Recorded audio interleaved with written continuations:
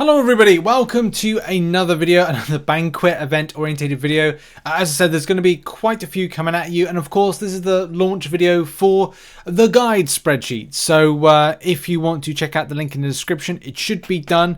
I should have gone through the final checks that I needed to do and kind of improve. I think there were maybe one more tab to this spreadsheet I need to do, but that maybe come on Thursday. And that final tab will probably be something like spending, kind of like idea of like if you spend what you get back for it. To be honest, I don't know if I will make it because it's kind of summarized between this video, which is all about predictions, rank predictions, and unit investment versus milestone take home.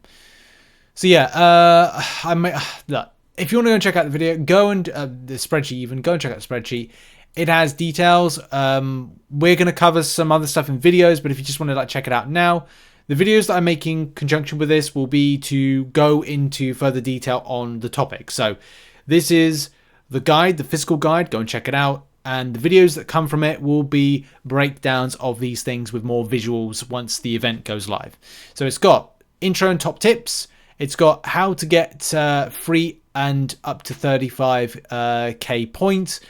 Unit investment versus milestone take home. You can see it down bottom there. And it's also got drop rates. That'll be in on Wednesday. So there's some things I've still got to add in on Wednesday. 2 weeks of unit farming, which I will explain in a video later on. The video that of what we're going to be talking about in this section is rank predictions plus 2022 results. And that will be the spreadsheet available in the link in the description. I will do a separate community tab post. I will be doing a Twitter post and it will be up on the Discord hopefully by the time this video goes live, but I'm not 100% sure because it's now 10:15 PM on Monday and I've got to do a few things. But in any case, I don't want to problem is nowadays I've got to put so many disclaimers as to stuff, and I still end up having to repeat myself constantly. But it's not the end of the world. You are lovely people. You support the content. You support what I'm trying to do. So thank you. I always work tirelessly for you guys and gals, and I will continue to do so. So let's get into it. Rank predictions for the banquet event. I said a gifting event, banquet event. Okay. Last year, this is the problem I think I have at the moment, is trying to predict what the lack of hype this year has versus what last year. Last year, people put up more points in the banquet event than they did in the previous year. But what will happen this year? And that's a problem. It's a problem because the lack of hype for this, or criticism, is sinking down the extent of investment. So like, I'll give you an example. Last year, I put up free-to-play units. I didn't spend on it. And that was my first year non-spending. My first year non-spending, I invested, I think it was 10,000 units into the event that I saved up.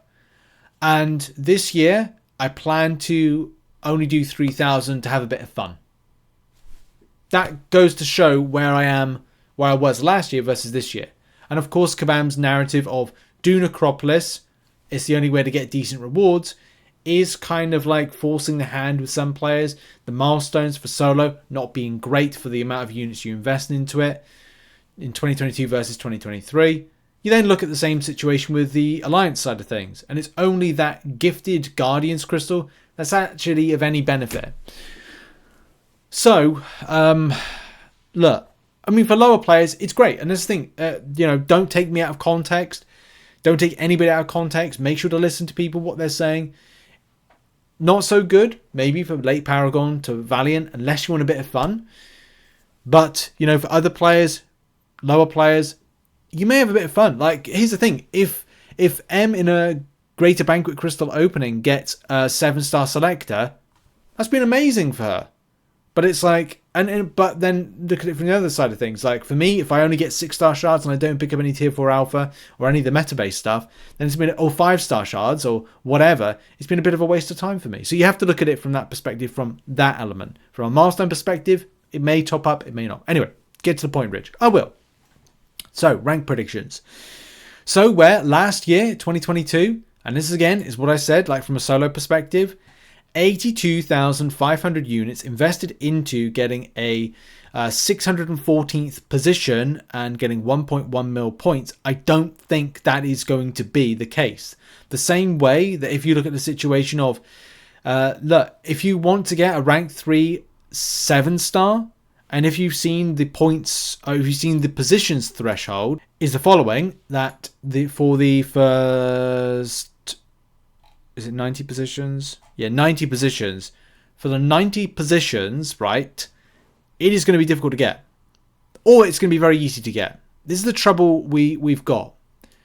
So if you wanted to get top 90, say 4.3 mil right there, this is where it shifts. Are people dramatically going to spend money on this to get there? I don't know. Because you look at it this way and going, look, that's an estimated 900,000 units to get the 4th position. And then as you come down to there, look, there's hundreds of thousands of units being invested into it. That's a lot of money. Is it going to be the same? That 4.3 mil threshold right there will be the sweet spot. The same way that I'm predicting that the sweet spot to get a rank 3 7-star, for of course this is spenders, I don't think we're going to see a free-to-play player that is going to at least front 4 mil points to get at least a 50-ish position. It's also tight as well because as I'm predicting 2 mil to get that 75 to 100 threshold, that again, rank 3 7-star, again, that's going to be a tough ask. But I think that's where players are going to go. It kind of equates to less hype this time around. I don't think I'll be able to kind of predict where to right at the very top, but I definitely think this kind of 50th position, 75 to 100 is definitely going to be around that. I'll probably be proven wrong, but I'm sticking with my guns with it.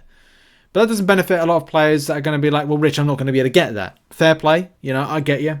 You might be lower down the pecking order with say the unit investment versus take home. But I do think there is going to be less hype, less interest, and you're going to see that again round here. It's actually really surprising if you think about like the extent of if Kabam lose out money on the Banquet Event 2023 because they weren't willing to put in like more meta-based rewards. But look, maybe that's not the case because, you know, in the Banquet Event there's more RNG this time around. But I don't know, like I could be mistaken by that. Well, we'll have to kind of like again see where the results come in. But where my predictions are for the stuff that is, let's face it, 40,000 points. A lot of players will try and shoot for that 40,000 points, 26% to 50%. What does that give you back? Well, look, from a solo perspective, that lower end of things, is it here? Yeah. So like here, 6-star shards. Like I think a lot of players will be in this bracket here, especially if you're non-spending. The 50% one, so you get 6-star hero crystal shards. No 7-star shards, sadly. And this is the problem I think that Kabam could have done better to put a little bit of 7-star shards in this. Yes, there's stuff at 10%, but let's face it, a lot of players will not be there. It's too much of a case of like, oh, spend and you grab it. However, though, with less hype, it could be a case you'll feature in that area there. So I think be very vigilant on that 50%, 25%, 10%, and what 40,000 points invests get you.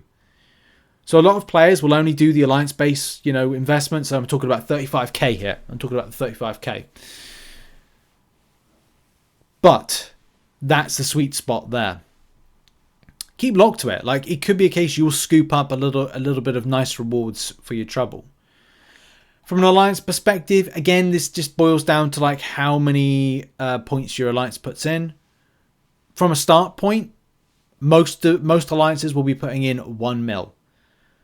And if 1 mil is at 11% to 25%, which it's a good chance that would be. I don't think we've got data on 11% to yeah. So we've got data on the 11% to 25%. Let's get a red circle of doom on for this. Or red arrow of doom. That kind of 1.1 mil fresh threshold is putting in last year, put in at 11 to 25%. So a lot of your alliance, if you're willing to put up to that 35k, 34 and a half, whatever it is, and your alliance gets 1 mil, then you could finish in 11 to 25%. If there's 1 mil more, say your alliance is a little bit more active, then that's 6% to 10%, which again is possible. It is definitely possible. I can't remember what our alliance did last year, the alliance that I was in. But yeah, it's kind of like it's possible for an investment standpoint. And from an alliance, what you get back for that particular, you know, finish point, that 11 to whatever it is %, will kind of like finish you in this particular bracket. Which, what is it getting you? 6-star Hero Crystal Shards, 5-star Relic. So there's some average stuff right there.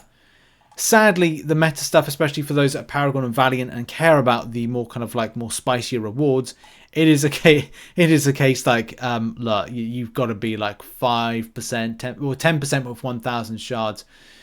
I think a lot of people will feel slightly disappointed from this, but as I've said and I've tried to reiterate is, try and look at it as a bit of fun. You know, the Banquet event is hopefully to a lot of players a bit of fun. Last year, more emphasis on, I think next year will be better. That's the personal kind of like thought there. But that's where, of course, I think that, and just to kind of like quickly highlight, because obviously we don't want to make this video too lengthy. My predictions for this are the following, and we will be following it up with the results as we did. We did the 2022. And yeah, we'll hopefully get the same amount of 2023 results. But yeah, predictions wise, these are my predictions. And from a solo perspective, which I know some people care about, top end, look, you want to get those 100 sweet spots, or actually lower than 100 sweet spots, I think it's 90 sweet spots, to get the rank 3 7-star for the whales, the super spenders. And of course, for those that are lower, like myself, that don't want to invest too much into this event, you're looking at about 40,000 points, maybe pushing a bit more than the threshold you're doing from your alliance perspective. From the alliance perspective, it is very easy to get, I reckon it's very easy to get 2 mil. Whether or not you drop in at 6% to 10%, again, that's going to be an odd one, whether or not it happens. But I think a lot of players last year in alliances picked the 1% to 5% and 6% to 10% there. So yeah, it will be a difference between 2 million invested and 3 million. So good luck everybody in your grind to get stuff. It's difficult to predict because the lack of hype for this particular Banquet event 2023 versus 2022 means that it could be a lot lower. But I'll be interested to see whether or not, you know, it's pushed further. And do bear in mind it costs more to buy stuff in game now than I think it did last year. So look, it could be less spenders. Possibly, possibly not. What are your thoughts on some of the predictions? Go and check out the spreadsheet in the link in the description, and more dissection and more coverage of the spreadsheet will be available very, very soon. Have a lovely day, everybody. Bye-bye for now. Oh, check out some other content, and yeah, cheers. Bye-bye.